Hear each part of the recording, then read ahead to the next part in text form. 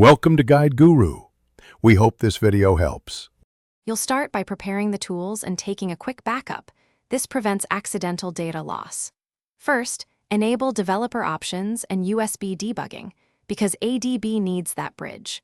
Then install ADB on your PC and connect the phone. Run ADB devices to confirm the link. Once done, make a full backup, or at least save important files, and note your device model and Android version, since packages differ across builds, and you'll need exact names for the next steps. Now you identify the exact packages and test removal safely. Use a DB shell PM list packages S to list system apps, then isolate the package name with grep or compare to app info. Try a DB shell PM uninstall user 0 package as a reversible first attempt. This removes the app for your user without deleting system files, which is safer.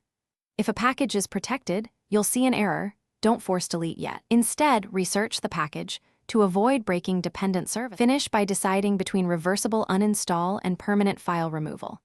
If you choose permanent removal, reboot to recovery, mount /system as read-write and delete the APK from /system/privapp or /system/app, because removing core files can brick the device.